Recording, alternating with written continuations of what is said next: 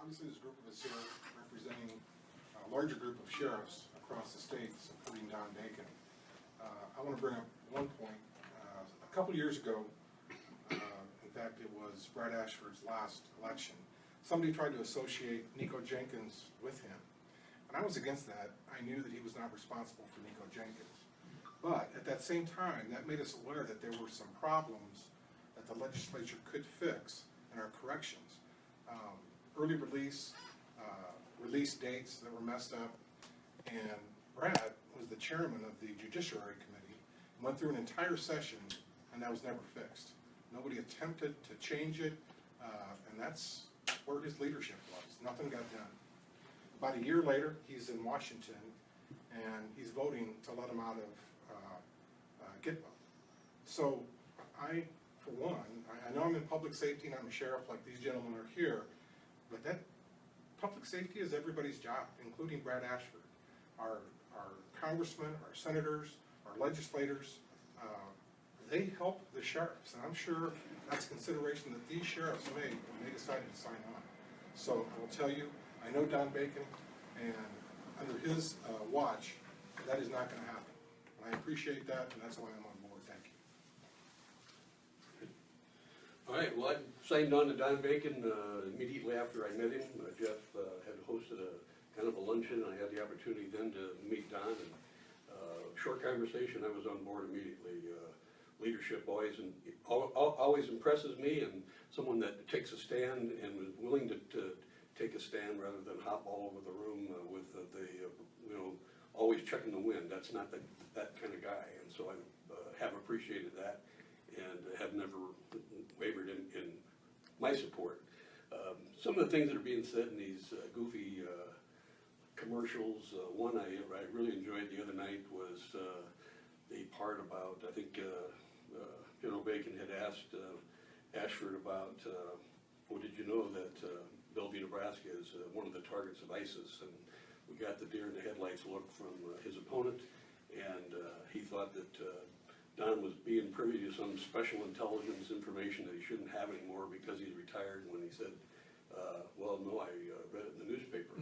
And I thought, wow, I mean, that's huge. I mean, anybody that hasn't read that in the newspaper is not watching the news, because I mean, it was pretty common knowledge. So I continue my support, and like Sheriff Davis said, we've had the dealings with Senator Ashford Senator Ashford when he was in the legislature, and one of the things that he's cost us most recently, it was kind of like Pelosi, where you got to read it to find out what's in the bill. LB 605 passed, and what it did for sheriff's offices, not me because I don't have the jail, but any sheriff that has a jail like these two, they're going to have an adverse future impact on, because all class 4 felonies, they'll now spend their sentences in the county jails rather than the state jails. So it was a budget shift. It didn't really save any money. So down the line, these guys are going to find out Brad's gone, and I guess we're still reading that bill. So, Sheriff Robinson. It's good to read the bills first. Yeah. Mine's a little more national, along with the local, along with the LB 605. Law enforcement's been under attack for a long time. It's a bad time to be a law enforcement officer. But when I hear the rhetoric coming from the Democratic presidential candidate against law enforcement, and for Brad Ashford, a Democrat, to sit silent, that's when I became actively involved in this. It can't happen. Our officers out there actively working the street, protecting the public, doing the best job they can, and sometimes they just need to hear something from their elected officials or candidates that they appreciate them, and they're going to support them. And I've not heard that from Brad Ashford. Thank you, Sheriff. Appreciate it. Thank you all. It'll be easy for me to go right in the middle. I just want to say, first, I'm very honored and humbled, because I know the leadership that these folks have and the teams they lead. So this is a wonderful thing. So I'm humbled by it, but I'm also honored by it at the same time. And I really appreciate these gentlemen. I appreciate the 16 sheriffs that we have there, the jobs that they're doing. You know what? I think this represents our law enforcement in general. I just want to say to all our law enforcement folks that I thank them for what they do. They put their lives on the line every single day. I think about me in the military. We used to have, training at home station, but normally at home, it's safe.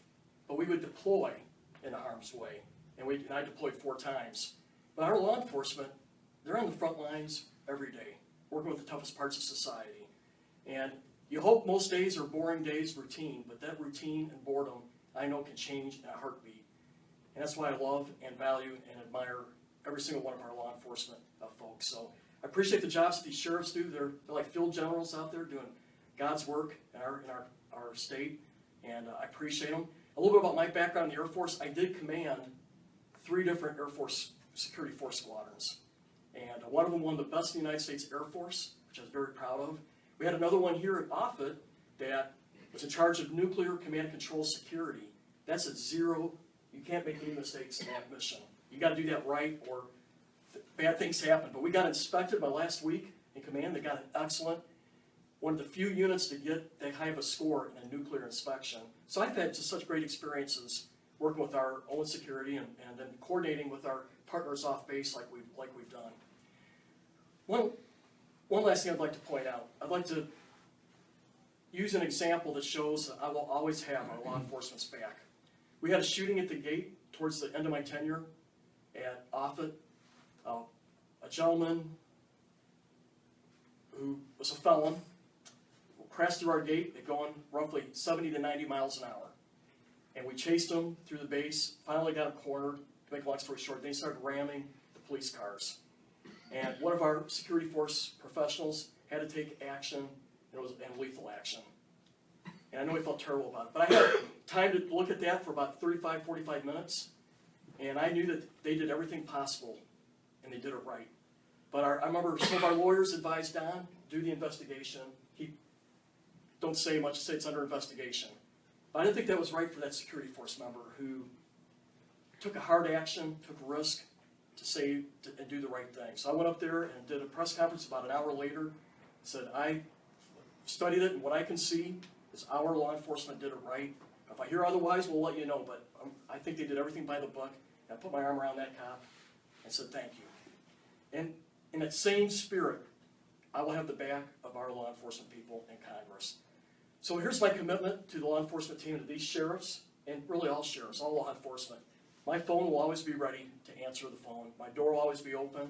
I want to hear the issues that are important to our law enforcement team, and I'm going to listen, and I'm going to be the best supporter I can. Thank you. Appreciate it.